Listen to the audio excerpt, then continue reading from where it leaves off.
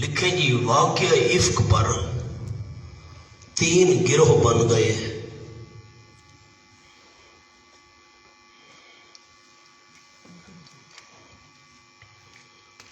Number 1 منافقین، تہمت لگانے والے۔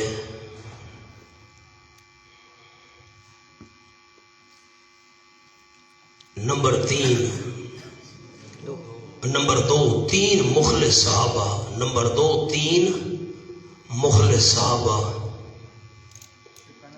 حضرت حسان رضی اللہ تعالیٰ عنہ، حضرت مصطح توئے کے ساتھ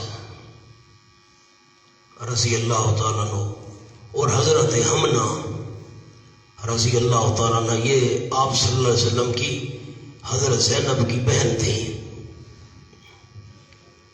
اور نمبر 3 خاموش رہنے والے صحابہ۔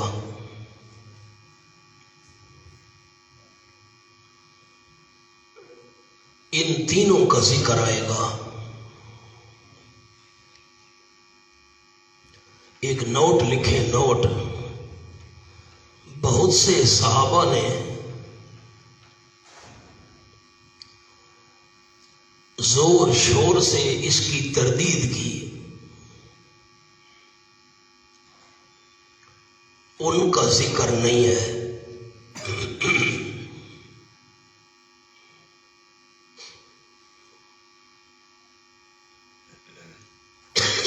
یہ حاشیہ ہو گیا، لکیر لگائیں اور حاشیہ لکھیں۔ نمبر 1 قول، آپ نے ان چاروں پر حد قذف لگائی۔ چوتھا بندہ عرض کروں گا عبداللہ ابن ابی، وہ بات آئے گی۔ نمبر 2، یہ تفسیر کبیر کا حوالہ ہے، بریکٹ میں لکھ لیں کبیر۔ نمبر 2 نہ لگائی، بریکٹ میں لکھ لیں روح المانی۔ دوسرا قول لکھیں، نمبر 2 تینوں مخلصین پر حد جاری کی گئی، اور عبداللہ ابن ابی پر حد جاری نہ کی گئی۔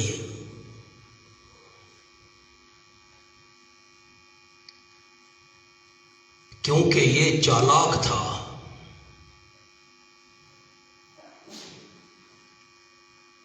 صاف صاف بات نہیں کرتا تھا،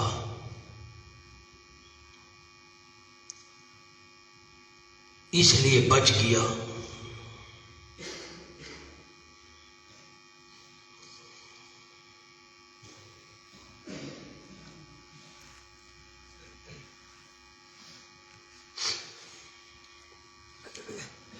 یہ حاشیہ ہو گیا۔ اب سارے ساتھی میری طرف ذرا دیکھیے، مہربانی کیجیے، میں مختصر سا خلاصہ آپ کو عرض کر دوں۔ آپ صلی اللہ علیہ وسلم کی عادت مبارکہ تھی، جب جہاد کے سفر میں جانا ہوتا تھا تو بیویوں کے درمیان قرعہ اندازی کرتے تھے، جس کا نام نکلتا اسے ساتھ لے جایا کرتے تھے۔ بنو مستلق کے مقام پر آپ نے جانا تھا، قرعہ حضرت عائشہ رضی اللہ تعالیٰ عنہ کے نام کا نکلا، وہ ساتھ تھیں۔ سورۃ المنافقون میں بھی اس کا تذکرہ آئے گا۔ تو اس غزوہ سے واپسی پر لڑائی تو نہ ہوئی، مخالفین کو سامنے آنے کی جرت نہ ہوئی۔ واپسی کا سفر شروع تھا، آپ صلی اللہ علیہ وسلم نے ڈیوٹی لگائی ہوئی تھی حضرت صفوان رضی اللہ تعالیٰ عنہ کی۔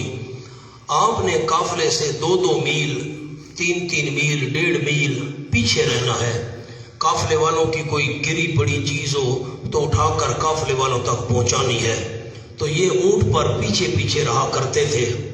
قافلے نے پڑاؤ ڈالا، حضرت عائشہ رضی اللہ تعالیٰ عنہ فرماتی ہیں کہ میں قضائے حاجت کے لیے باہر گئی، تو واپسی پر جب میں نے گلے میں ہاتھ ڈالا تو ہار نہیں تھا، اور وہ میں نے ہار اپنی بہن حضرت اسماء رضی اللہ تعالیٰ عنہ سے مانگا ہوا تھا۔ میں ہار تلاش کرنے لگ گئی، پتنی کہاں گر پڑا ہے۔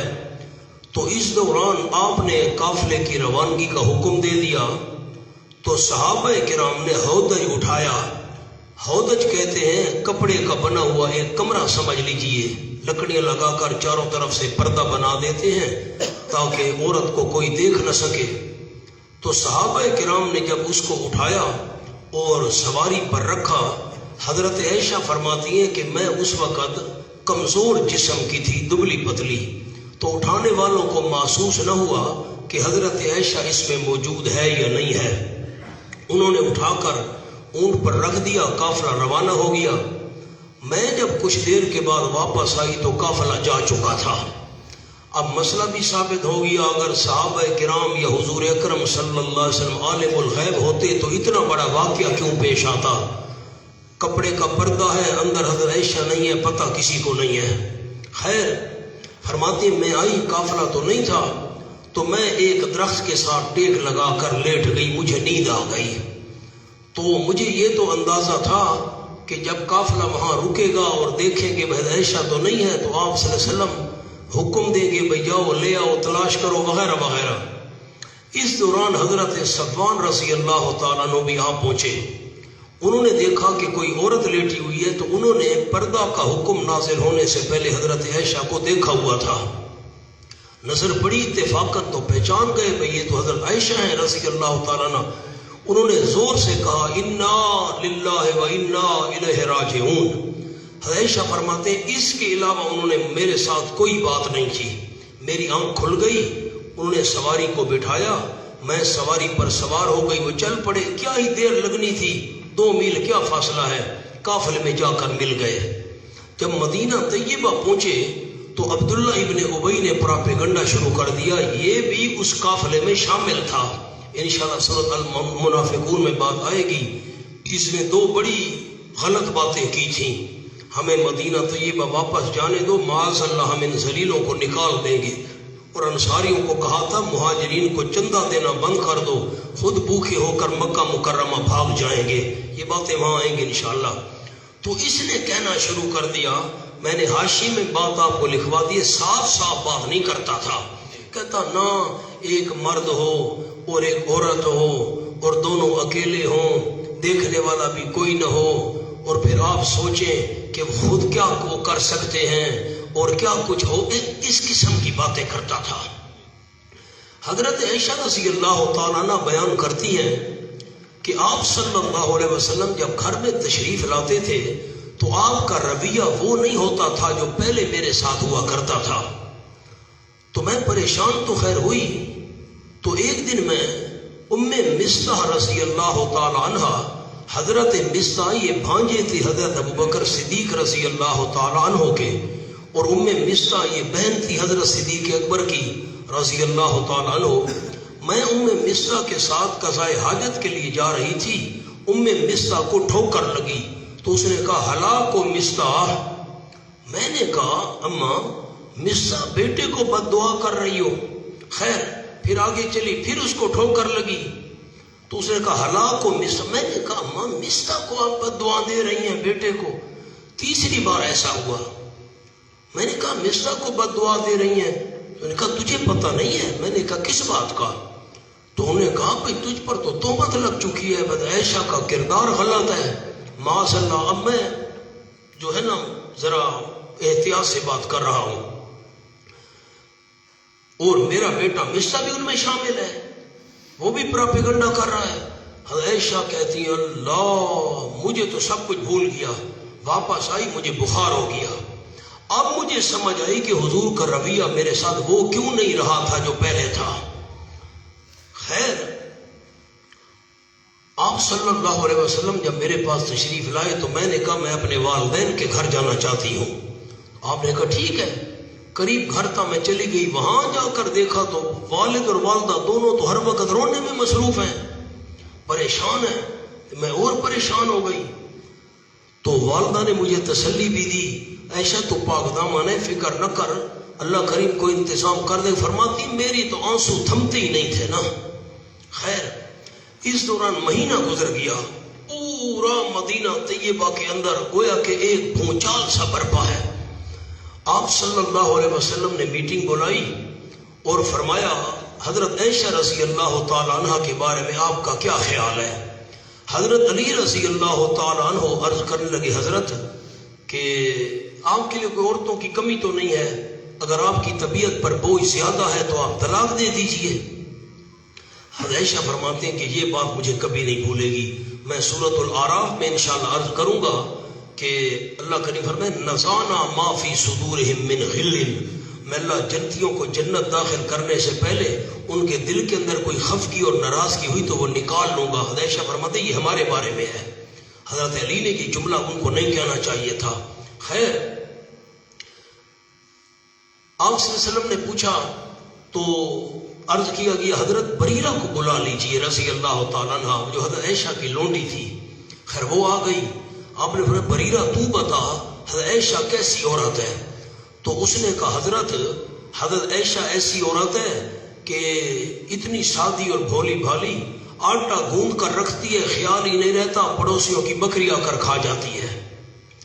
اب غور کیجئے گا حضرت بریرہ کی بات میں کتنا وزن ہے۔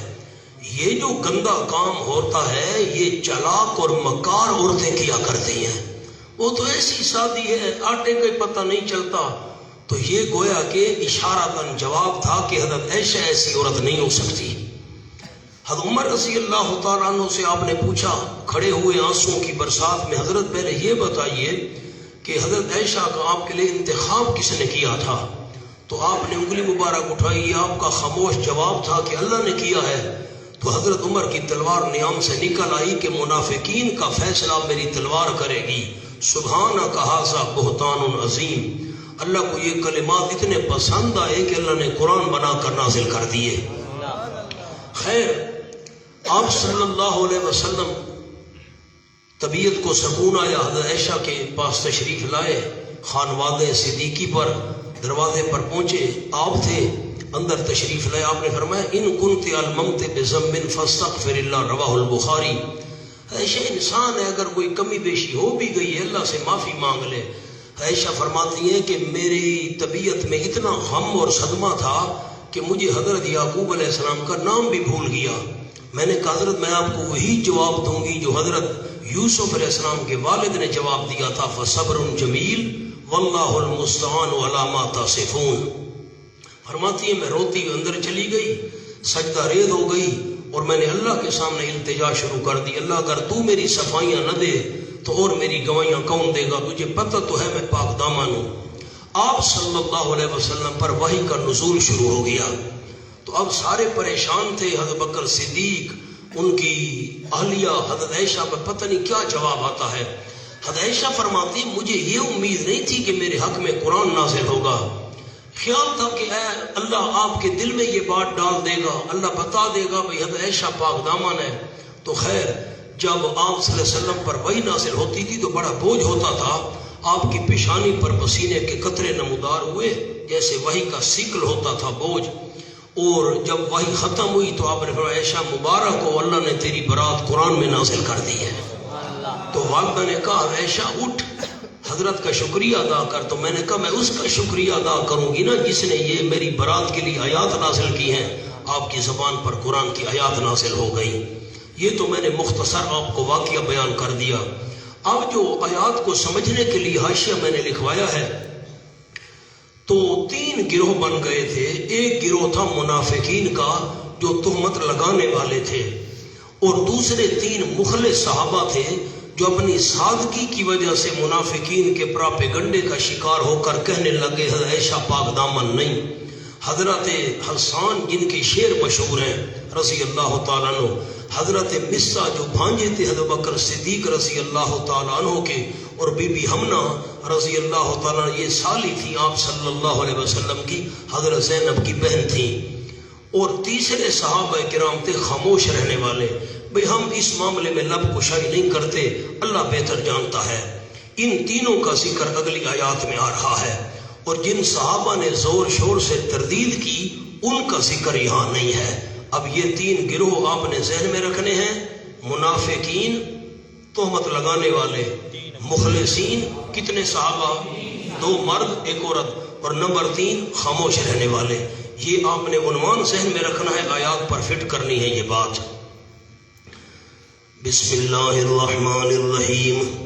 ان الذین جاؤ بالافک، یقیناً وہ لوگ جو لے آئے جھوٹ. افک کے نیچے لکھنا ہے تسلی نمبر 1.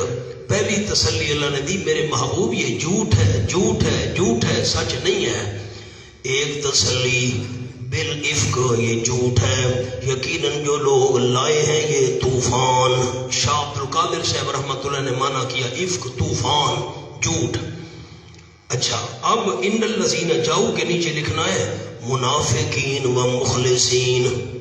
منافقین و مخلصین دونوں گروہوں کا ذکر آ گیا. یقیناً جو لوگ لائے ہیں جھوٹ. پہلی تسلی عصبۃ منکم، عصبۃ پر لکھنا ہے تسلی نمبر 2. لا تحسبوہ پر لکھنا ہے تسلی نمبر 3. یقیناً جو لوگ لائے ہیں جھوٹ، عصبۃ منکم، یہ چھوٹا سا گروہ ہے تم میں سے چھوٹا سا گروہ ہے. عبداللہ ابن ابی تو بذات اس میں شامل تھا ذاتی طور پر، اور باقی جو 3 مخلص تھے یہ بالطبع اس میں شامل ہو گئے. لا تحسبوا شرا لکم، نہ گمان کرو تم اس کو شر اپنے حق میں، اپنے واسطے اس کو شر نہ سمجھو، یہ بہت بہتر ہے تمہارے لیے. سبحان اللہ. منکم کیوں کہا؟ منافق جو تھے وہ تو مسلمان نہیں تھے، وہ تو کافر تھے، اوپر سے کلمہ پڑھتے تھے. اب غور کریں، میں اس بات کا جواب دینے لگا ہوں. ان الذین جاؤ بالافک عصبۃ منکم، یقیناً جو لوگ لائے ہیں جھوٹ، یہ ایک چھوٹا سا گروہ ہے منکم، تم مسلمانوں میں سے. اب وہ منافق تو مسلمان نہیں تھے، تو اس کا جملہ چھوٹا سا لکھ لیں. منافقین اپنے آپ کو مسلمانوں میں شمار کرتے تھے، اس لیے منکم فرمایا. چونکہ وہ تو اپنے آپ کو شمار کرتے تھے نا مسلمانوں میں سے، اس لیے اللہ نے منکم فرمایا. ایک چھوٹا سا گروہ ہے تم مسلمانوں میں سے. اشکال کا جواب آ گیا مولانا کہ نہیں آیا؟ لا تحسبوہ شرا لکم، نہ گمان کرو تم اس کو برا اپنے واسطے، بلکہ بل ہوا خیر لکم، بلکہ وہ بہت بہتر ہے تمہارے لیے. مونا اس پر لکھیں 4 احکام آ گئے. اگر یہ تہمت والا واقعہ پیش نہ آتا، پچھلے جو 4 احکام ہم نے ابھی پڑھے ہیں یہ کیسے نازل ہوتے؟ بل ہوا خیر لکم، ہوا کا مطلب لکھ لیں طہارت عائشہ رضی اللہ تعالیٰ، بلکہ وہ حضرت عائشہ کی طہارت بہت بہتر ہے تمہارے لیے. نیچے لکھیں باعتبار انجام، باعتبار انجام اس کا انجام بہت اچھا نکلے گا. لِكُلِّ امْرِئٍ مِّنْهُمْ مَا اكْتَسَبَ مِنَ الْإِثْمِ، واسطے ہر بندے کے ان میں سے مکتسب جو اس نے کمایا ہے من الاسم گناہ میں سے، ہر بندے کے لیے ان میں سے وہ کچھ ہے جو اس نے کمایا ہے من الاسم گناہ میں سے. اب جو قاذفین تھے تہمت لگانے والے، ان کے لیے اللہ نے نقصان کا اس بات بیان کیا. گناہ تو ان کو ہوا ہے. لِكُلِّ امْرِئٍ مِّنْهُمْ مَا اكْتَسَبَ مِنَ الْإِثْمِ. اب مکتسب من الاسم کے اوپر لکھنا ہے زبانی اشاعت و قلبی بدگمانی.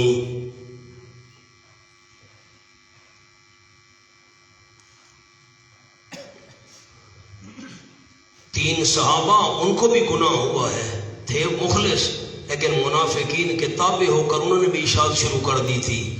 زبانی اشاعت طبعاً تابع ہو کر انہوں نے منافقین کے پراپیگنڈا شروع کر دیا تھا. دل میں اگر بدگمانی آئی تھی پراپیگنڈا شروع کر دیا تھا، گناہ تو ہوا ہے. والذی تولا کبرہ، اور وہ بندہ جس نے اٹھایا کبرہ اپنے بڑے بوجھ کو. بڑے بوجھ کو اس کے نیچے لکھیں ابن ابی. عبداللہ ابن ابی مراد ہے، منہم ان میں سے جس نے بڑے بوجھ کو اٹھایا اس کے لیے عذاب النظیم، عذاب ہوگا بہت بڑا۔ ابن ابی کے لیے تو بڑا عذاب ہوگا۔ مولانا میں نے آپ کو حاشیہ یہ بھی لکھوا دیا ہے، علماء کرام کا اختلاف ہے اس میں۔ امام رازی رحمۃ اللہ علیہ فرماتے ہیں کہ چاروں پر حد قذف لگائی گئی، عبداللہ ابن ابی پر، حضرت حسان پر، حضرت مصطح پر، حضرت حمنہ پر، ان کو کوڑے لگائے گئے۔ آپ نے بھی کوڑوں والی آیت پڑھی ہے، والذین یرمون المحصنات ثم لم یاتوا باربعۃ شہداء، 80 کوڑے ان کو مارو۔ اور دوسرا قول یہ ہے کہ ان پر حد جاری نہ کی گئی۔ ایک اور قول اور بھی آپ کو لکھوا دیا، ان تینوں مخلصین پر حد جاری کی گئی، لیکن عبداللہ ابن ابی بچ گیا کیونکہ وہ چلاک تھا، صاف بات نہیں کرتا تھا۔ جیسے میں نے ابھی آپ کو بتا دیا کہ مرد اور عورت اکیلے ہوں، کوئی دیکھنے والا نہ ہو، تو پھر آپ خود سوچیں کہ کیا معاملہ پیش آ سکتا ہے۔ اس قسم کی باتیں کرتا تھا، اس لیے یہ بچ گیا۔ اختلاف ہے علماء کا، میں نے آپ کو لکھوا دیا۔ واللہ عالم بالصواب۔ لولا اذ سمعتموه ظن المؤمنون والمؤمنات بانفسهم خیرا، زجر لکھیں جی، زجر نمبر 3 گروہ کے لیے۔ اب آپ نے بتانا ہے تیسرا گروہ کون سا تھا؟ خاموش رہنے والے۔ یہ ان کے اوپر اللہ نے زجر کی ہے۔ لولا کیوں نہیں، اس سمے تم ہو جب تم نے سنا تھا اس واقعے کو، لولا ظن المؤمنون، یوں عبارت تھی، لولا ظن المؤمنون، جب تم نے اس واقعے کو سنا تھا کیوں نہیں گمان کیا، تم کیوں نہیں گمان کیا، مومن مردوں نے اور مومن عورتوں نے کیوں گمان نہیں کیا۔ اب مومنون سے مراد حضرت حسان اور حضرت مصطح، اور مومنات بی بی حمنہ، کیوں نہیں گمان کیا مومن مردوں نے اور مومن عورتوں نے، میں بھول گیا بھائی، نہ خیال کرنا، یہ تو خاموش رہنے والوں کا ذکر ہے، ان کا نہیں ہے، خیال کرنا۔ جب تم نے واقعہ وہ سنا تھا کیوں نہیں گمان کیا مومن مردوں نے اور مومن عورتوں نے، بِأَنفُسِهِمْ خَيْرًا، ساتھ اپنے لوگوں کے بھلائی کا۔ بِأَنفُسِهِمْ کا معنی لکھیں اپنے لوگوں۔ جب تم نے وہ واقعہ سنا تھا کیوں نہیں گمان کیا مومن مردوں اور مومن عورتوں نے، بِأَنفُسِهِمْ اپنے لوگوں کے ساتھ، خیرن بھلائی کا، وَقَالُوا کیوں نہیں کہا، لولا اس کے ساتھ بھی لگے گا، لولا کیوں نہیں کہا، کالو پر لکھے زبان سے، کیوں نہیں زبان سے کہا، ھذا افک مبین، یہ جھوٹ ہے کھلم کھلا، چپ کیوں رہے ہو، تم نے بہتر گمان کیوں نہیں کیا دل میں، چپ کیوں رہے ہو۔ یہ زجر کس پر ہو رہی ہے، کون سے گروہ پر؟ نمبر 3 گروہ پر، خاموش رہنے والوں پر۔ جب تم نے یہ واقعہ سنا تھا تم نے اچھا گمان کیوں نہیں کیا، کیوں تم نے زبان سے نہیں کہا یہ جھوٹ ہے۔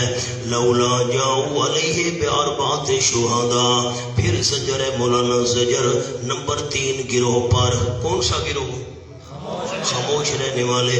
کیوں نہیں لے آئے وہ اس پر 4 گواہ، فَإِذْ لَمْ يَأْتُوا، عام مسلمانوں پر بھی زجر ہے اور خاص طور پر خاموش رہنے والوں پر۔ فَإِذْ لَمْ يَأْتُوا بِالشُّهَدَاءِ، پر جب نہیں لائے وہ گواہ، فَأُولَٰئِكَ عِندَ اللَّهِ هُمُ الْكَاذِبُونَ، پر یہ لوگ اللہ کریم کے نزدیک ہم الکاذبون، جھوٹ بولنے والے ہیں۔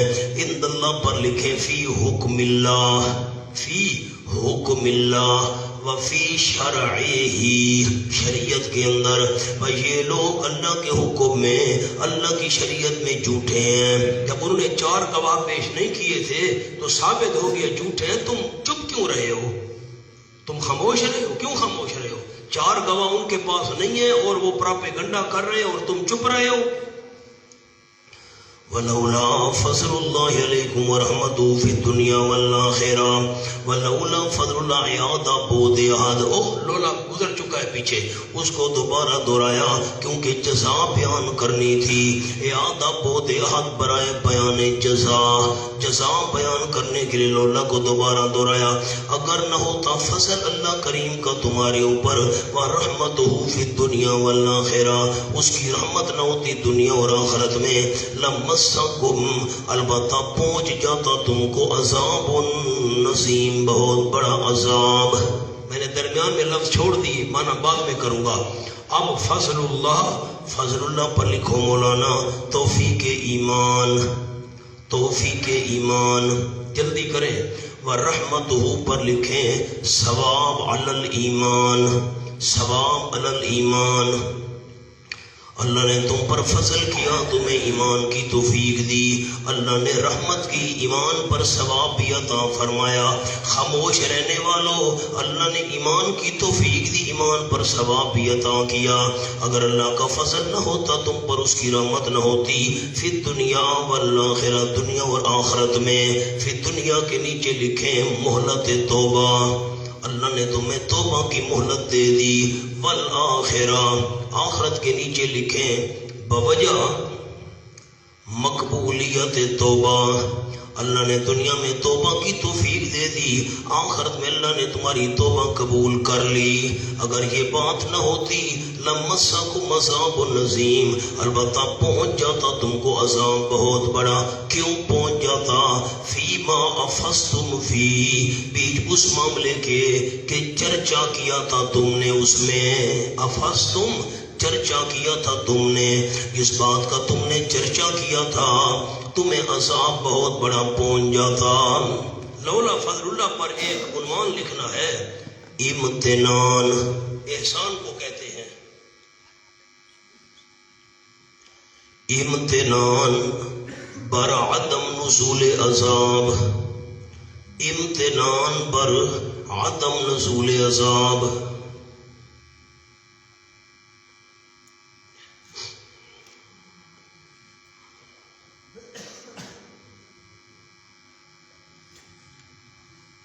اب مونا اس کے سامنے جملہ لکھنا ہے، لولا فضل اللہ کے سامنے. یہ خطاب پہلے دو گروہ سے ہے.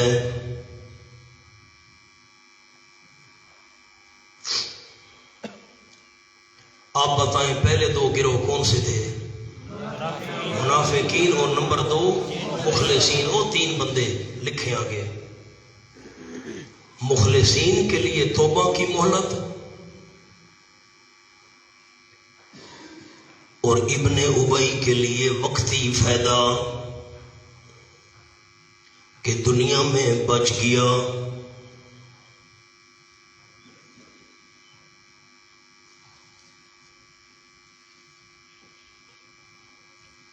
مجھے حاشیہ سنائیں، یہ لولا فضل اللہ کا خطاب کس گروہ کو ہے؟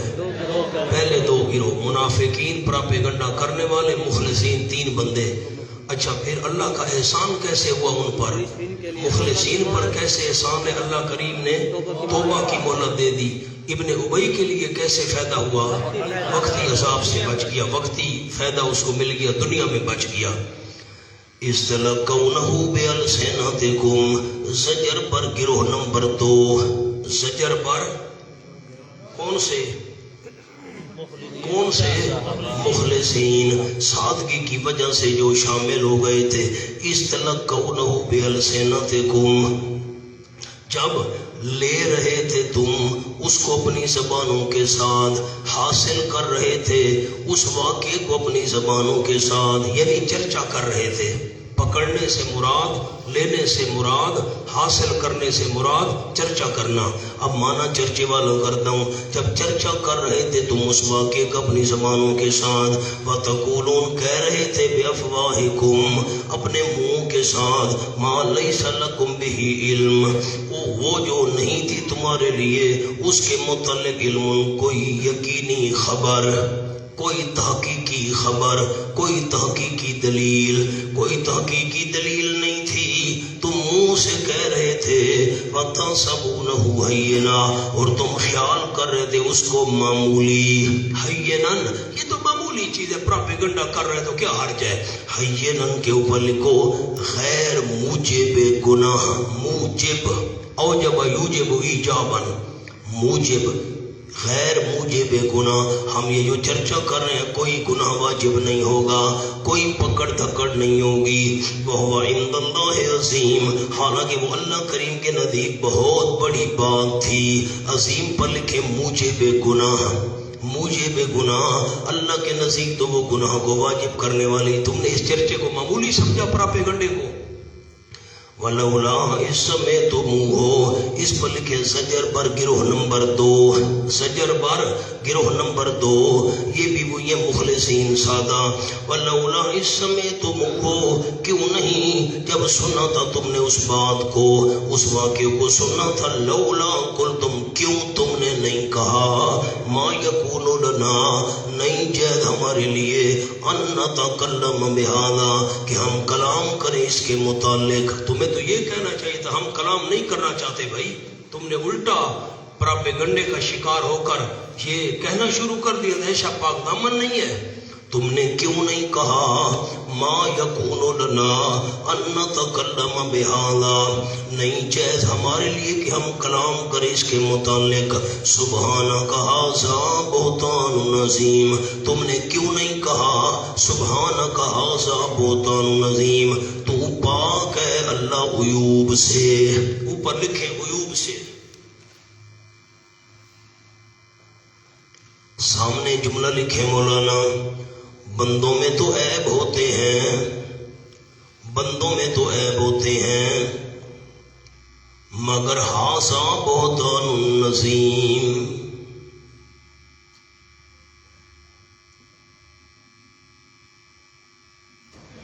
سبحانک کا معنی مجھے سنائے, اللہ تو کس سے پاک ہے؟ عیوب سے پاک ہے. بندوں میں تو عیب ہوا ہی کرتے ہیں, لیکن ھذا بہتان, یہ بہت بڑا بہتان ہے. عائشہ میں یہ عیب نہیں ہے. ایک اور جملہ بھی آپ کو لکھوا دیتا ہوں, سر اٹھائیں میری طرف دیکھ کر سن لیں تو پھر میں جملہ لکھواؤں گا, ایسے نہیں لکھواؤں گا. آپ صلی اللہ علیہ وسلم حضرت عائشہ کی پاک دامنی پوچھ رہے ہیں. حضرت عمر اللہ کی صفائیاں دے رہا ہے. آپ فرماتے ہیں حضرت عائشہ کے بارے میں تیرا کیا خیال ہے؟ عمر کہتے ہیں سبحانک, اللہ عیبوں سے پاک ہے. ورنہ میری طرف دیکھ کر جملہ سن لیں پھر لکھیں گے, ایسے نہیں لطف آئے گا. حضرت عمر کے اس انداز میں بڑا راز ہے. سبحانک, اگر حضرت عائشہ پاک دامن نہ ہوتی, بری عورت ہوتی معاذ اللہ, اب میں صرف بری کا لفظ بھی بڑے دل پر جبر کر کے کہہ رہا ہوں, اور اس سے زیادہ میں کوئی لفظ نہیں بولنا چاہتا. اگر حضرت عائشہ بری عورت ہوتی اور اللہ حضور کے پہلے پوچھا تھا نا, آپ کو بتایا ہے آپ کے لیے انتخاب کس نے کیا, تو آپ نے اللہ نے انتخاب کیا ہے. حضرت عمر نے کہا سبحانک, اگر حضرت عائشہ بری عورت ہوتی اور اللہ آپ کے نکاح میں لے آتا, یہ تو عیب ہے کہ بری عورت اللہ نبی کے بستر پر لے آیا, بری عورت اللہ نبی کے نکاح میں لے آیا. اللہ ہر قسم کے عیبوں سے پاک ہے. جب اللہ ہر قسم کے عیبوں سے پاک ہے, بری عورت کو حضور کے نکاح میں لے آنا عیب تھا, اللہ عیبوں سے پاک ہے, تو معلوم ہو حضرت عائشہ رضی اللہ تعالیٰ پاک دامن ہے. حضرت عائشہ بھی عیبوں سے پاک ہے, ورنہ اللہ نبی کے نکاح میں نہ لے آتا. اب لکھیں, کسی غلط عورت کو آپ کے نکاح میں لے آنا عیب ہے. اب میں نے غلط کے الفاظ لکھوائے ہیں بس بڑے محتاط انداز میں. غلط عورت کو آپ کے نکاح میں لے آنا عیب ہے. سبحانک,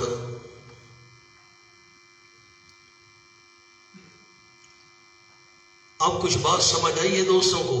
حضرت عائشہ کی پاک دامنی کے لیے اللہ کے عیوب سے پاک ہونے کو عمر نے بطور دلیل پیش کیا. یعظکم اللہ ان تعودوا لمثلہ ابدا. سبحان اللہ. ورنہ اس کے نیچے لفظ لکھے نصیحت, یہ آنے والے دور کے لیے اللہ نصیحت کر رہا ہے. بر دور آئندہ, لکھ لیں, بر دور آئندہ, آنے والے دور کے لیے نصیحت. اللہ کریم تمہیں سمجھا رہا ہے, ان تعودوا لمثلہ ابدا, ان تعودوا لمثلہ ابدا. دو معنی کرتا ہوں اس کے. اللہ تمہیں سمجھا رہا ہے کہ رجوع کرو تم لمثلہ ابدا، اس جیسی بات کی طرف جو اب کہی ہے، ان کنتم مومنین، اگر تم ہو ایماندار. اور معنی سنیں، ان تعودوا لئلا تعودوا، عبارت تھی لئلا تعودوا، اللہ تمہیں سمجھاتا ہے تاکہ تم نہ لوٹو اس جیسی بات کی طرف کبھی بھی. لمثلہ پر لکھ لیں، اس جیسی بات جو اب کہی ہے، اس جیسی بات جو اب کہی ہے. اللہ تمہیں سمجھا رہا ہے کہ تم نہ لوٹو اس جیسی بات کی طرف جو اب کہی ہے، آئندہ ایسی بات کبھی بھی نہ کرنا اگر ہو تم ایماندار. مقتضی تقاضا کرنے والی چیز ایمان. وَيُبَيِّنُ اللَّهُ لَكُمُ الْآيَاتِ، اللہ کریم واضح کر رہا ہے تمہارے لیے آیات.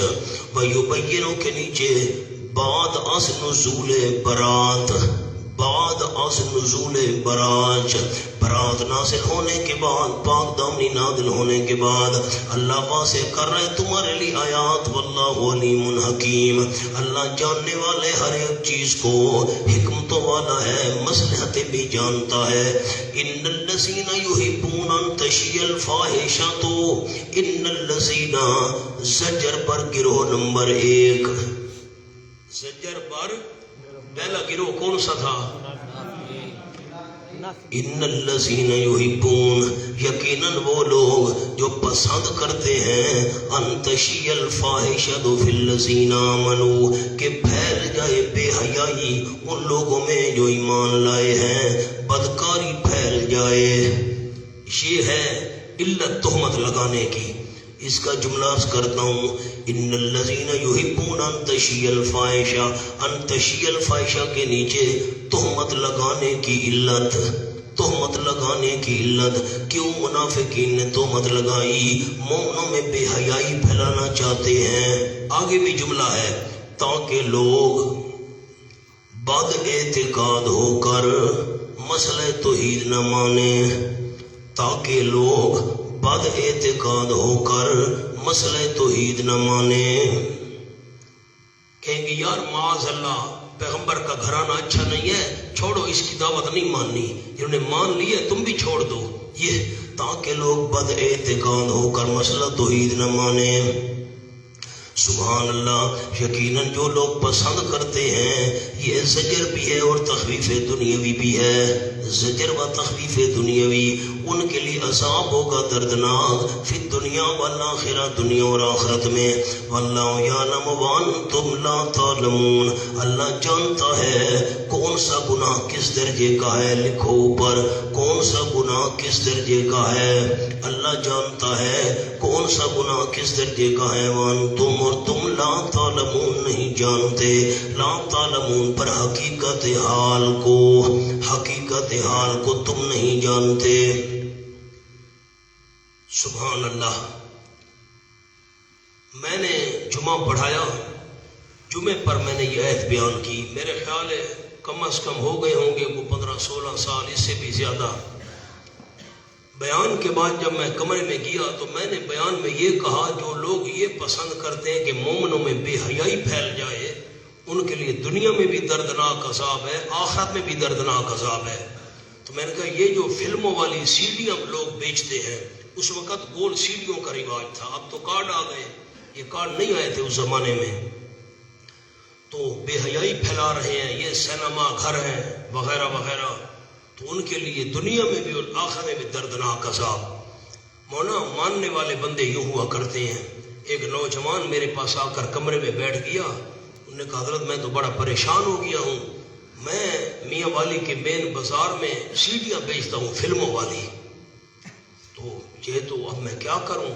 اب یوں ہے کہ میں ان سیڈیوں کو جا کر ابھی بیچوں گا نہیں، میں ان کو توڑوں گا. اگر میں بیچ دوں تو پھر بھی میرا حصہ شامل رہے گا. فلموں والی دوسروں کو بیچ دوں، دکاندار کو، بھائی تم آگے بیچنا اور میں اس سے پیسے لے لوں نا، میں توڑوں گا. آپ ابھی میرے لیے دعا کریں، اللہ مجھے کسی رزق حلال کی توفیق عطا فرمائے. خیر میں نے اسی کمرے میں، اسی محفل میں اس کے لیے دعا کی. تو تھوڑی ہی مدت گزری تھی، مہینہ ہوگا 2 ہوں گے، پرانی بات ہے. تو اس نے مجھے فون کیا، آپ کہاں ہیں؟ تو میں نے کہا کیوں جی حکم؟ نے کہا جب آپ کا اڈے کی طرف گزر ہو نا، میں نے موبائلوں کی دکان بنائی ہے، تو اللہ کریم بڑا مجھ پر راضی ہو گیا، میں نے جا کر سیڑھیاں فلموں والی توڑ دی تھی، اور میں نے، آپ نے بھی دعا کی تھی، میں نے بھی اللہ سے دعا، اللہ کو حلال کی روزی دے دے، بڑی دکان مجھے مل گئی ہے کرائے پر، بہترین جگہ، اور میں نے موبائل لے کر بیچنے شروع کر دیے ہیں، اللہ مجھے بہت کچھ دے رہا ہے، آپ میری دکان پر تشریف لائیں۔ پھر ہمارا موقع بنا، ہم دکان پر گئے، اس کے لیے دعا کی، ورنہ یہ ہوتا ہے ایمان، آیا سنی فوراً عمل کرنے کے لیے تیار ہو گیا۔ ہمارے اوپر سے قرآن اوپر سے گزر جاتا ہے۔ وَلَوْلَا فَضْلُ اللَّهِ عَلَيْكُمْ وَرَحْمَتُهُ، اور نہ ہوتا فضل اللہ کریم پر تم پر، فضل اللہ، اس پر لکھیں اے تائبو، توبہ سے توبہ کرنے والو، اے تائبو، منت بر تائبین، منت بر تائبین، توبہ کرنے والوں پر اللہ احسان جتلا رہا ہے۔ فضل اللہ کے نیچے لفظ لکھنے ہیں بوجہ توفیق توبہ، بوجہ توفیق توبہ، اگر نہ ہوتا فضل اللہ کریم کا تم پر، ورحمتہ، اور اس کی رحمت، رحمت کے نیچے لکھیں قبولیت توبہ، اللہ نے توبہ کی توفیق دی، اس کا فضل ہے، اللہ نے توبہ قبول کی، اس کی رحمت ہے۔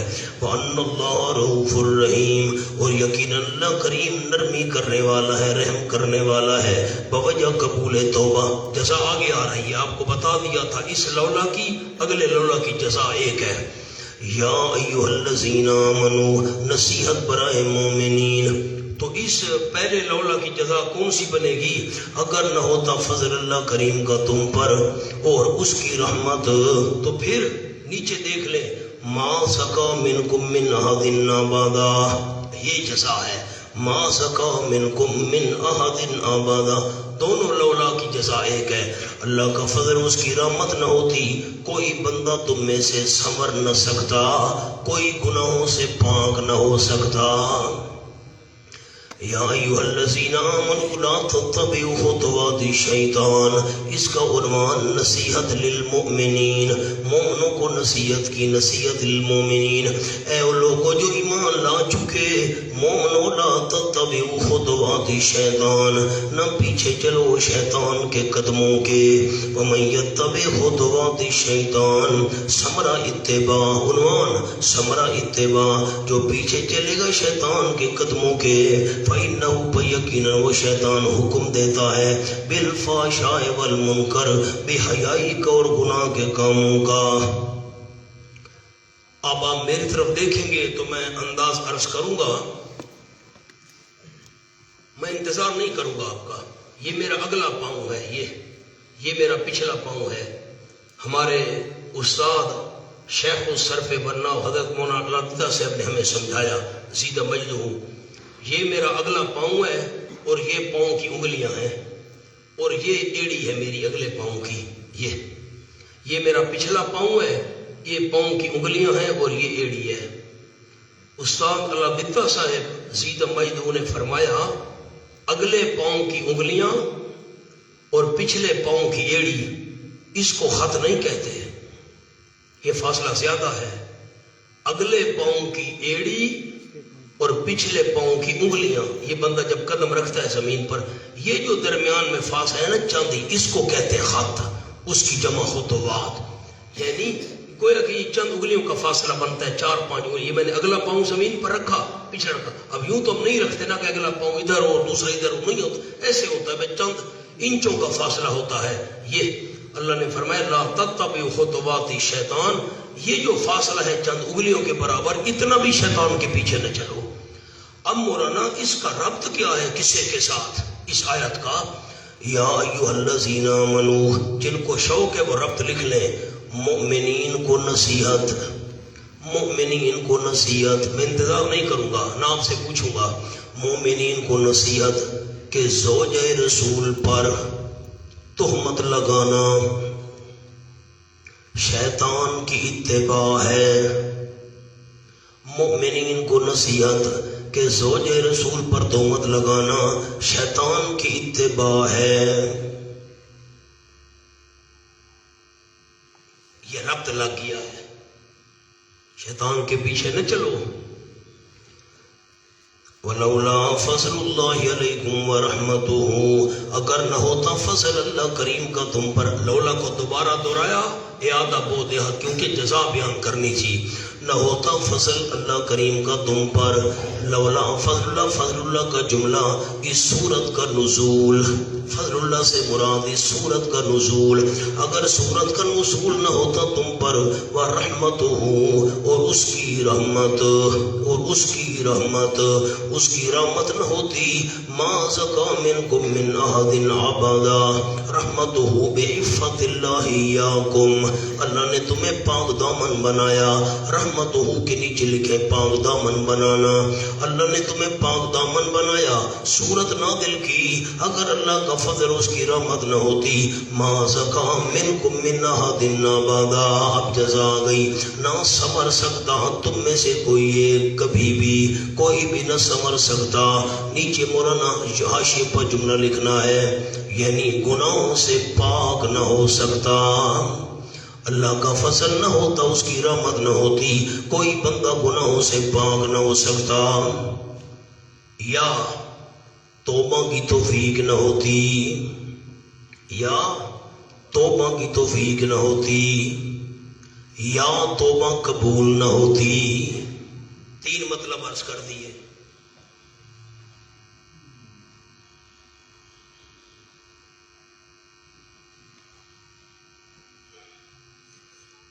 اگر اللہ کا فضل اور اس کی رحمت نہ ہوتی، کوئی تم میں سے سنور نہ سکتا، یعنی گناہوں سے پاک نہ ہو سکتا۔ نمبر دو، توبہ کی توفیق نہ ملتی، یا توبہ کی توفیق تو ملتی، توبہ قبول نہ ہوتی، یہ اللہ کا فضل ہے، اللہ کریم کی مہربانی ہے تمہارے اوپر۔ ایک اور قول بھی عرض کرتا ہوں، بڑا عجیب قول ہے، وہ بھی لکھ لیں، ایک اور توجیہ، اگر یہ حد قذف نہ ہوتی تو کوئی مومن الزام سے نہ بچتا،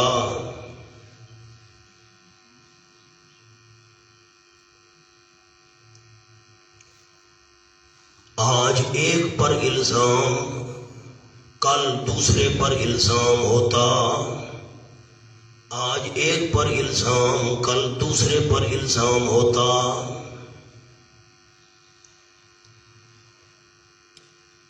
اللہ نے 80 کوڑوں والی سزا رکھی ہے تاکہ کوئی کسی پر تہمت لگانا چاہے تو پھر پہلے سوچے، تہمت لگا رہا ہوں، گواہ نہ ہوئے 80 کوڑے کھانے پڑیں گے۔ سبحان اللہ، رحمتہ کا اور جملہ بھی لکھوانا ہے، فلولا فضل اللہ علیکم ورحمتہ، رحمتہ ایسے احکام نازل کیے جن سے بے حیائی اور بہتان تراشی کا خاتمہ ہو،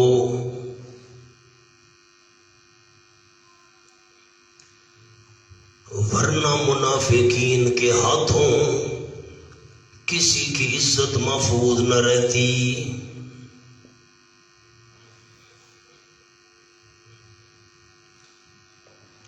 اللہ نے ایسے حکام نازل کیے جن سے بے حیائی اور بہتان تراشی کا خاتمہ ہو، ورنہ منافقین کے ہاتھوں کسی کی عزت محفوظ نہ رہتی۔ وَلَٰكِنَّ اللَّهَ يُزَكِّي مَن يَشَاءُ، لیکن اللہ کریم سنوار دیتا ہے جس کو خود چاہتا ہے۔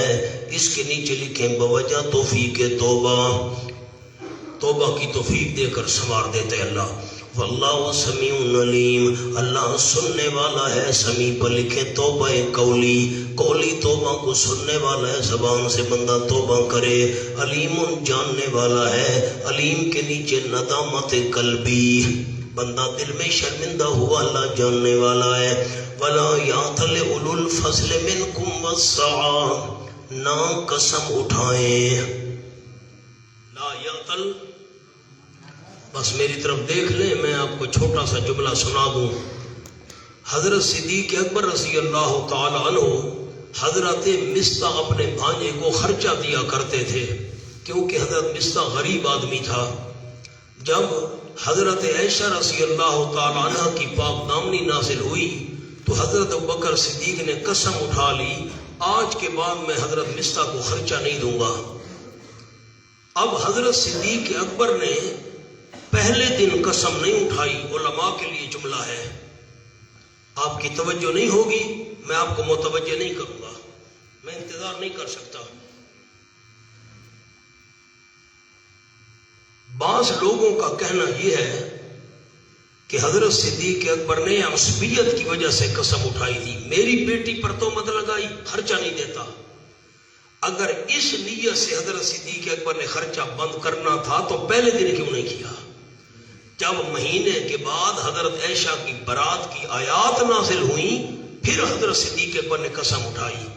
اس وجہ سے قسم نہیں اٹھائی تھی کہ خرچہ نہیں دوں گا کہ میری بیٹی کو بدنام کیا ہے، اس وجہ سے قسم اٹھائی تھی کہ زوجہ رسول کو بدنام کیا ہے.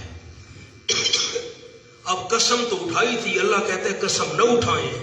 اس کا کیا مطلب ہے آیت کا؟ سامنے لکھیں، یعنی قسم کے مقتضا پر عمل نہ کریں. قسم جو تقاضا کرتی ہے نا کہ خرچہ بند کر دو، قسم کے تقاضے پر عمل نہ کریں، قسم کے مقتضا پر عمل نہ کریں. اب معنی لفظی تو ہے قسم نہ اٹھائیں، لیکن نہ قسم تو اٹھا لی تھی، یعنی قسم جو تقاضا کر رہی ہے خرچہ بند کرنے والا وہ اس تقاضے پر عمل نہ کرے، توڑ دیں، بلکہ توڑ دیں. اولو الفضل منکم، جو فضل والے ہیں تم میں سے، فضل پر لکھے بزرگی، دینی بزرگی والے ہیں تم میں سے، وسع، فراخی دنیاوی والے، دولت مند ہیں. سع کمانا فراخی دنیاوی، کس بات سے؟ ایوتو اولی القربا، وہ الفاظ صدیق اکبر کے بارے میں ہیں. اللہ نے صدیق اکبر کو فضل والا فرمایا، دولت مند فرمایا. لوگ کہتے صدیق اکبر دنیاوی لالچ کے لیے نبی سے چمٹا ہوا تھا، معاذ اللہ. اللہ خود کہہ رہے وہ دولت مند تھے.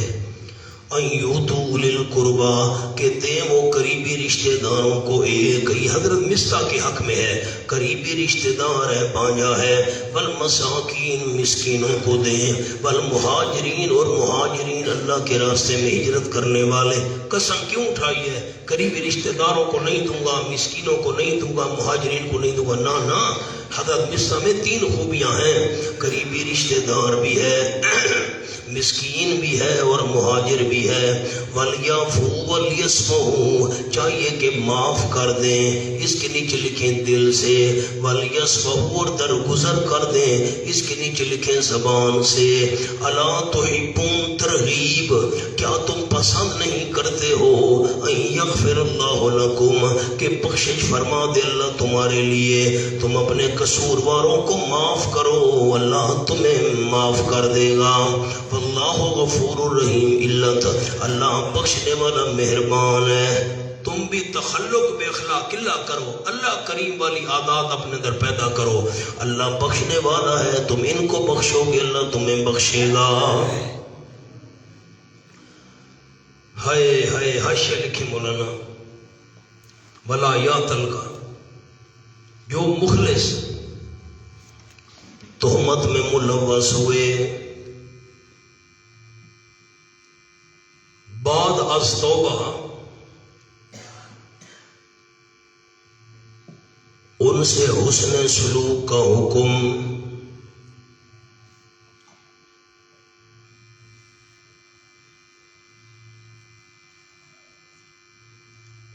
حضرت ابو بکر کی قسم اور جملہ،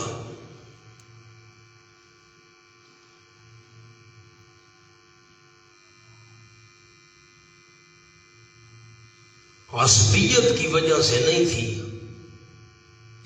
ان میں کوئی تعصب تھا نہ، عصبیت کی وجہ سے نہیں تھی، بلکہ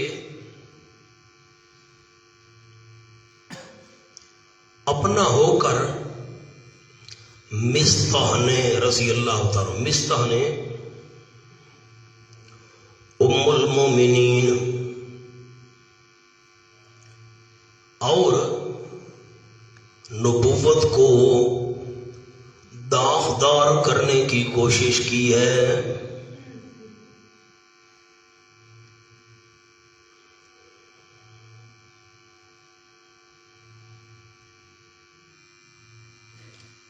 اگر بیٹی ہونے کی حیثیت سے لکھیں قسم اٹھاتے تو پہلے دن اٹھا لیتے،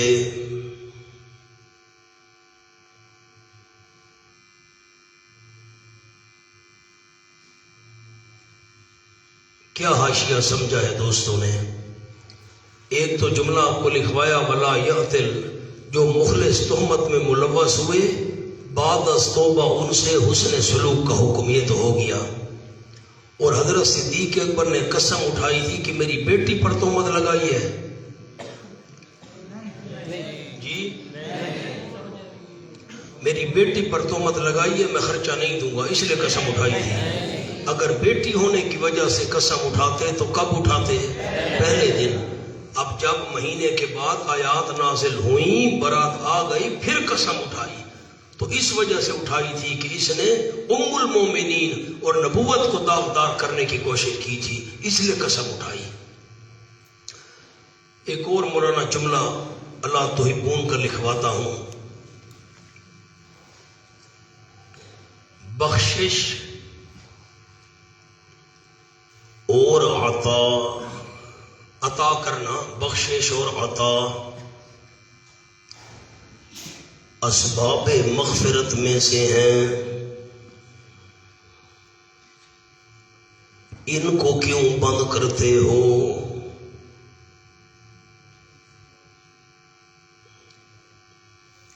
صدقہ جو ہے یہ بخشش کا سبب ہے، کیوں اس کو بند کرتے ہو؟ میں چیز نہیں دوں گا، کیوں نہیں دوں گا؟ کسی کو دینا یہ مغفرت کے اسباب میں سے ہے، مغفرت کے اسباب بند نہ کرو۔ ان الذین یرمون المحصنات الغافلات المؤمنات، اس پر مولانا لکھنا ہے تخویف دنیاوی و اخروی برائے منافقین، جلدی کریں۔ ان الذین یرمون، تخویف دنیاوی و اخروی برائے منافقین، یقیناً وہ لوگ جو تہمت لگاتے ہیں پاک دامن بیویوں پر، اوپر لکھیں ابن ابی وغیرہ پاک دامن بیویوں پر تہمت لگاتے ہیں، الغافلات جو بے خبر ہیں، غافلات کے نیچے ایسے کردار و ارادہ سے بے خبر ہیں، ان پر تہمت لگاتے ہیں، المومنان مومن بیبیوں پر، لعنوا فی الدنیا والآخرہ، وہ لعنت کیے جائیں گے دنیا میں اور آخرت میں، ان کے لیے عذاب ہوگا بہت بڑا۔ یوم تشہد، کب لعنت کیے جائیں گے؟ یوم متعلق لعنوا کے، لکھیں یوم متعلق لعنوا کے۔ حضرت مولانا حسین علی رحمۃ اللہ علیہ فرماتے ہیں یوما، یہ متعلق ہے لعنوا کے، کب لعنت ہوگی ان پر؟ جس روز گواہی دیں گے ان پر، علیہم علی ضرر کے لیے آتا ہے، نقصان کے لیے، جب گواہی دیں گے ان کے خلاف، علیہم پر لکھ لیں خلاف، ان کے خلاف گواہی دیں گے، السنتہم ان کی زبانیں، وایدہم ان کے ہاتھ، اور ان کے ارجلوں پاؤں، بما کانوا یعملون، اس وجہ سے جو وہ عمل کیا کرتے تھے۔ اس کا جملہ لکھ لیں، اوپر لکھ لیں السنتہم ایدی پر، جب منافقین اپنے اقوال و اعمال کا انکار کریں گے، جب منافقین اپنے اقوال و اعمال کا انکار کریں گے تو گواہی دیں گے ان پر ان کی زبانیں اور ہاتھ اور پاؤں، وہ بولنے لگ جائیں گے۔ سورۃ یاسین دیکھیے جی، الیوم نختم علی افواہہم وتکلمنا ایدیہم وتشہد ارجلہم بما کانوا یکسبون۔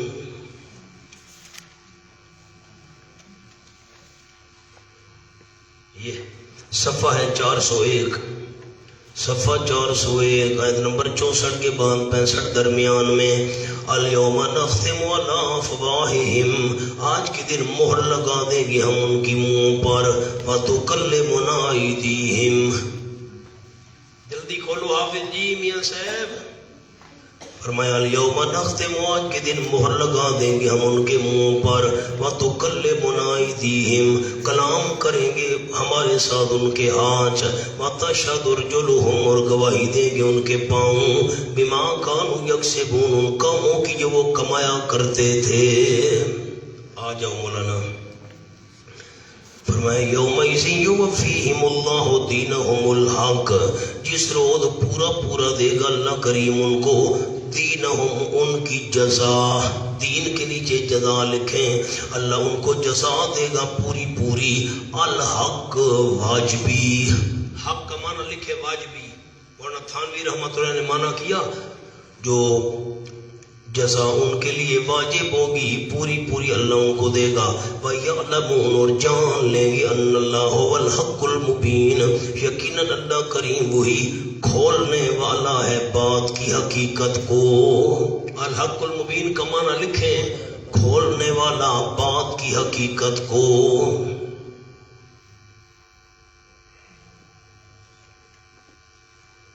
اس کا کیا مطلب ہے؟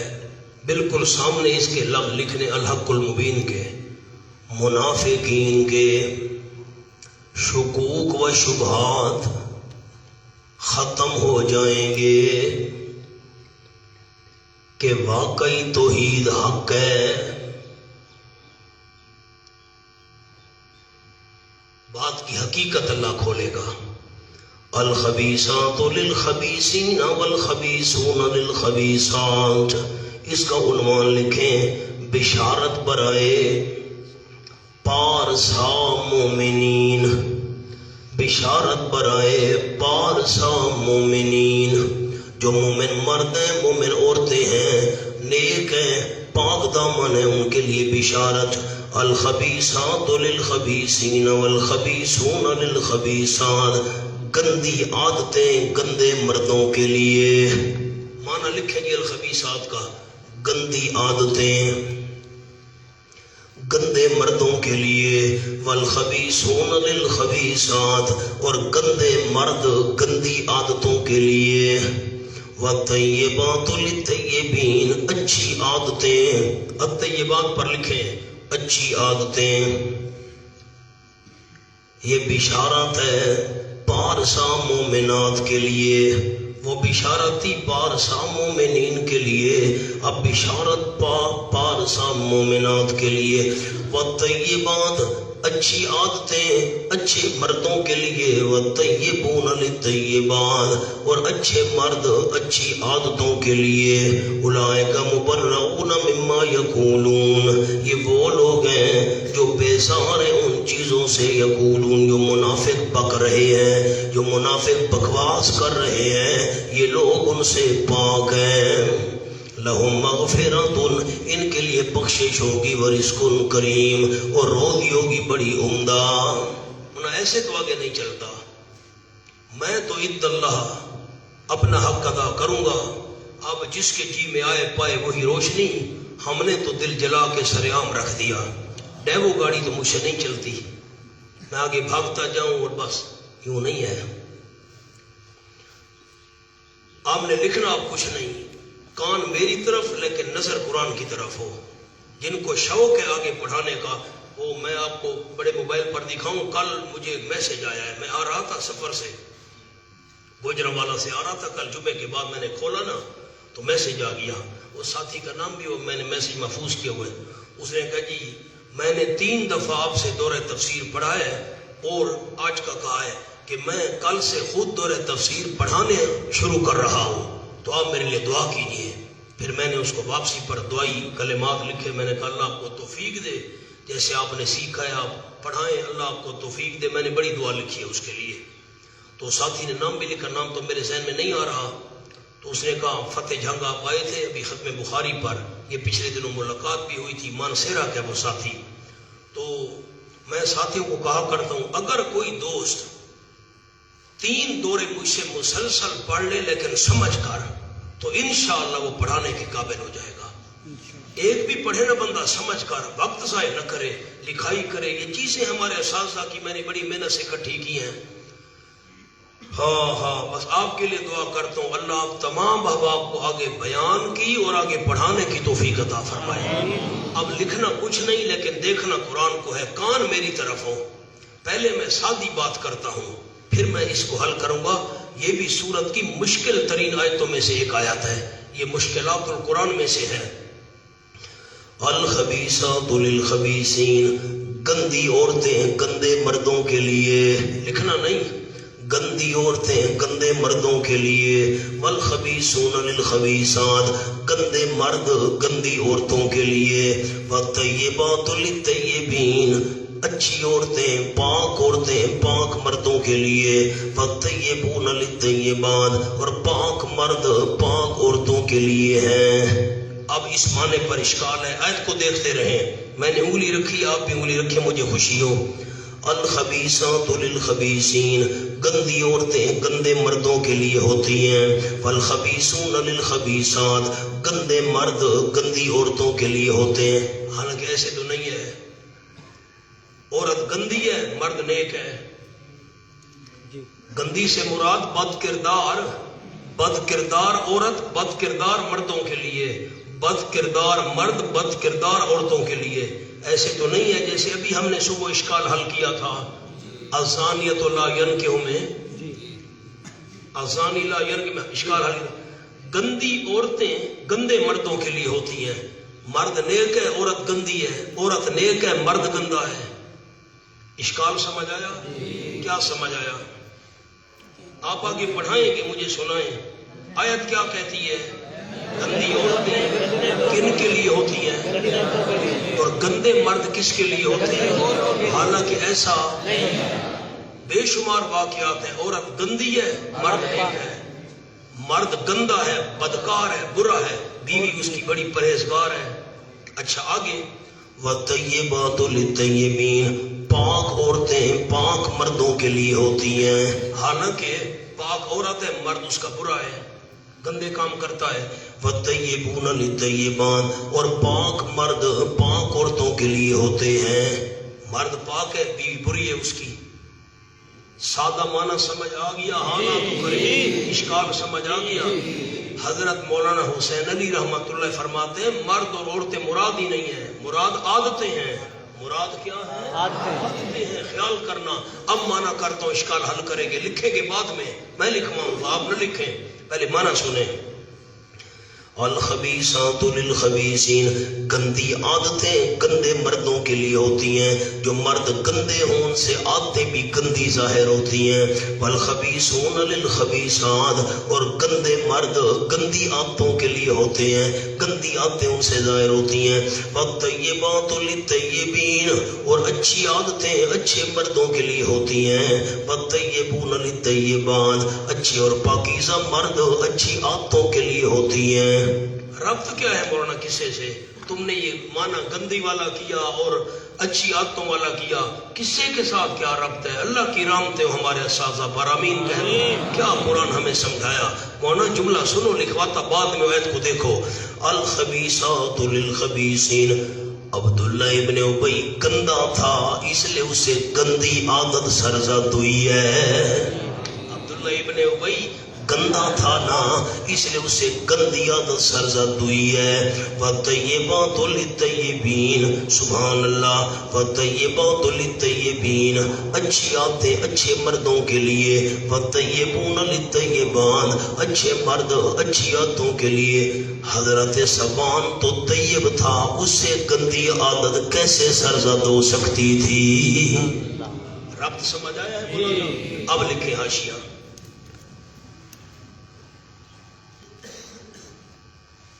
نمبر 1، ناپاک عادتیں اور گندی باتیں مراد ہیں۔ یہ میں الخبیثات کا جملہ لکھوا رہا ہوں، ناپاک عادتیں اور گندی باتیں مراد ہیں۔ اب لکھیں الطیبات، پاکیزہ اور نیک عادتیں اور باتیں مراد ہیں۔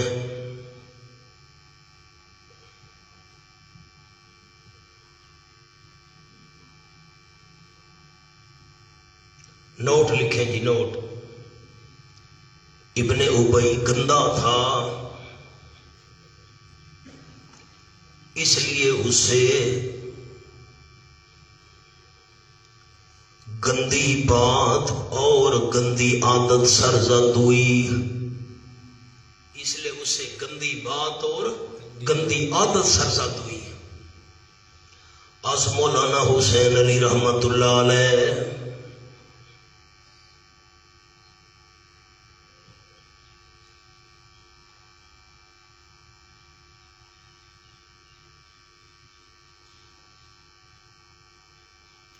نوٹ. حضرت عائشہ رضی اللہ تعالیٰ عنہ پاکیزہ عورت ہے،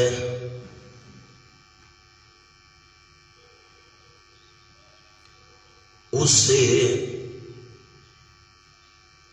پاکیزہ عادت ہی سرزد ہو سکتی ہے.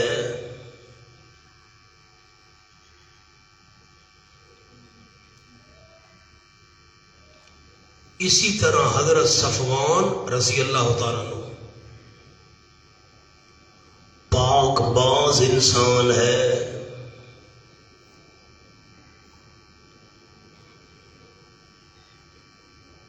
اس سے زنا جیسی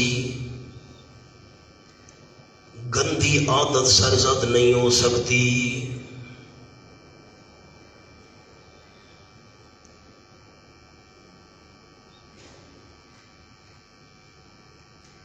مولانا منیب مقام حل ہو گیا ہے.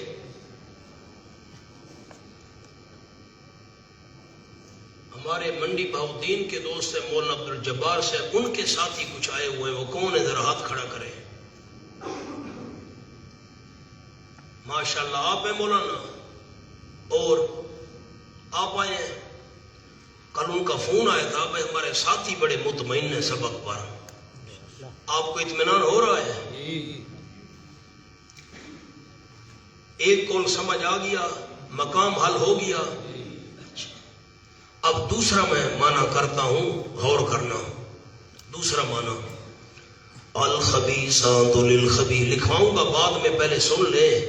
الخبیثات للخبیثین، گندی عورتیں لائق ہیں گندے مردوں کے. اب کیا معنی، عورتوں والا معنی کر رہا ہوں.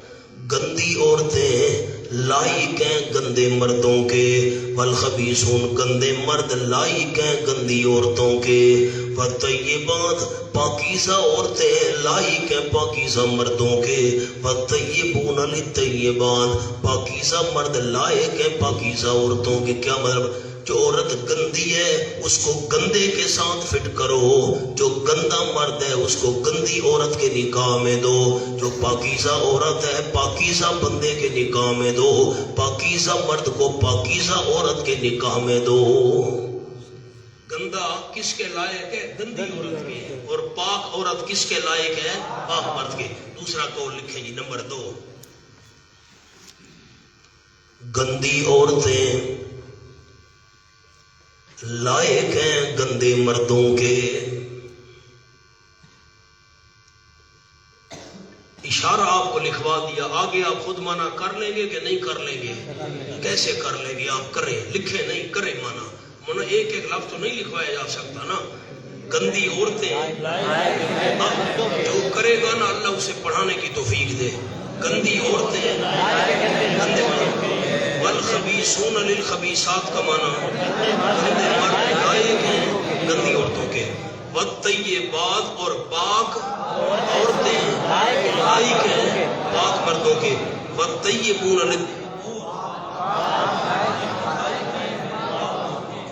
اب جملہ لکھیں.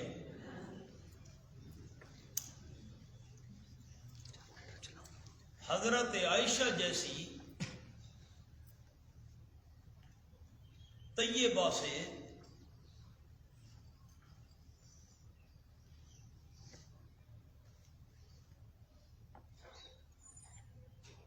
طیب افعال سرزد ہو سکتے ہیں.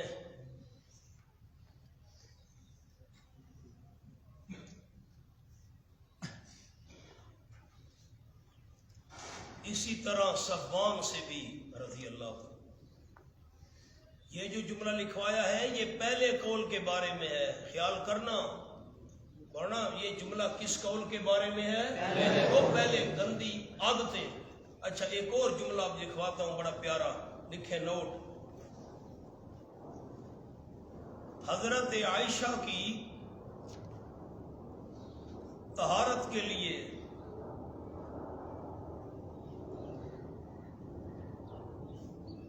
نبی صلی اللہ علیہ وسلم کی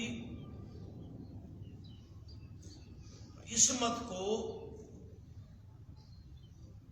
بطور دلیل پیش کیا. حضرت عائشہ کی طہارت کے لیے نبی صلی اللہ علیہ وسلم کی عصمت کو بطور دلیل پیش کیا. اگر میرا نبی پاک ہے تو پاک عورت اس کے لائق ہے.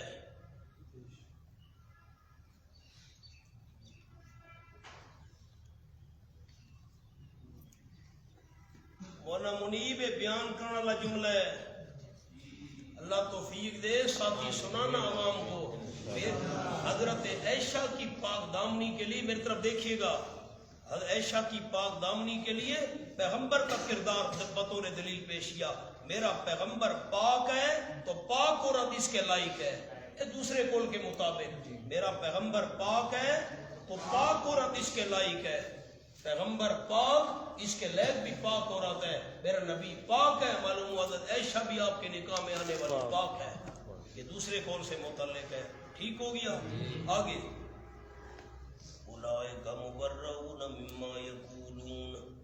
اب اولئک مبرؤون جو ہے نا، حضرت مولانا حسین علی رحمۃ اللہ علیہ فرماتے ہیں یہ اولئک مبرؤون مما یقولون دلیل ہے کہ پہلا قول راجح ہے گندی عادتیں، گندی باتیں، گندی عادتیں، یہ پہلا قول راجح ہے. دلیل یہ لفظ ہے اولئک مبرؤون مما یقولون، یہ لوگ بری ہیں ان باتوں سے جو منافق کہہ رہے ہیں. یا جو 3 مخلص بندے تھے، جو لوگ یہ باتیں کر رہے ہیں یہ بری ہیں. اولئک کے نیچے لکھیں عائشہ رضی اللہ تعالیٰ عنہ و صفوان. حضرت عائشہ و حضرت صفوان رضی اللہ تعالیٰ عنہ یہ کیا ہیں؟ بری ہیں. کس سے بری ہیں؟ ان باتوں سے جو منافق کہہ رہے ہیں. تو یہ بھی دلیل ہے کہ مراد الخبیثات سے گندی باتیں ہیں، گندی عادتیں ہیں. حضرت مولانا حسینی فرماتے ہیں یہ لفظ دلیل ہے، وہ قول جو ہے وہ راجح ہے زیادہ.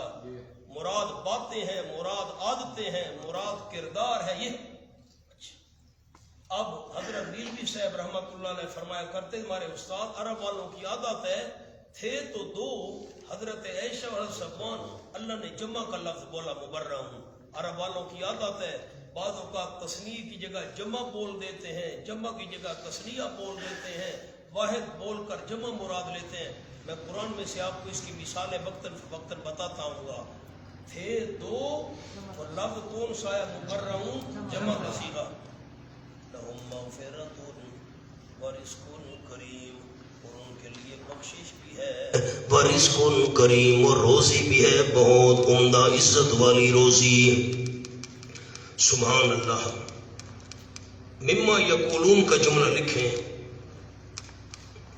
یہ دلیل ہے، جلدی کریں جلدی. مما یقولون یہ دلیل ہے کہ مراد گندی باتیں اور گندی عادتیں ہیں.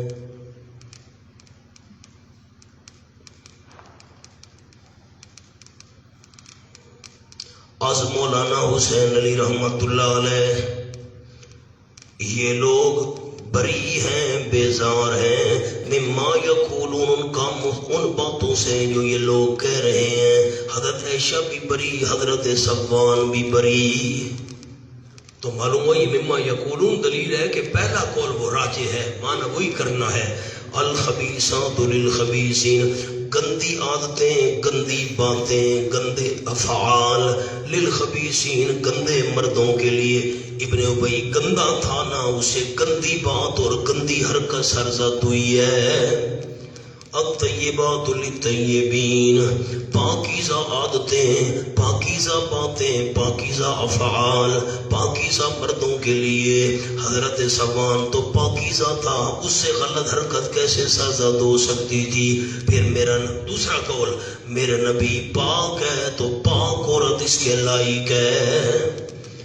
حضرت عائشہ کی طہارت کے لیے نبی پاک کی عصمت کو بطور دلیل پیش کیا. مجھے دونوں معنی سنائے ساتھی. الخبیثات للخبیثین،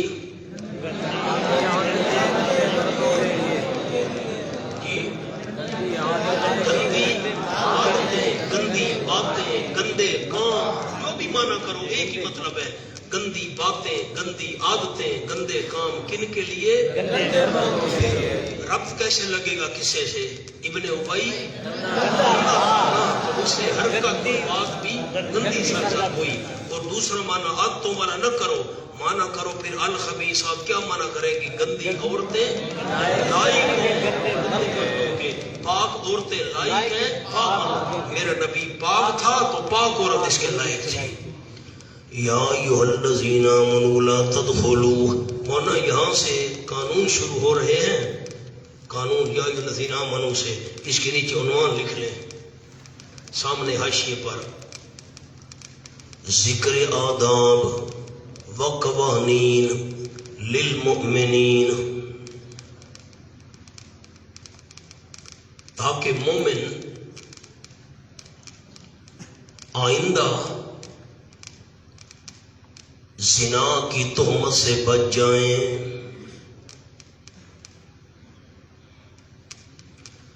یہ قانون کیوں بیان کیے؟ تاکہ مومن آئندہ زنا کی تہمت سے بچ جائیں. اب 6 قانون ہیں، انشاءاللہ زور کے بعد پڑھیں گے.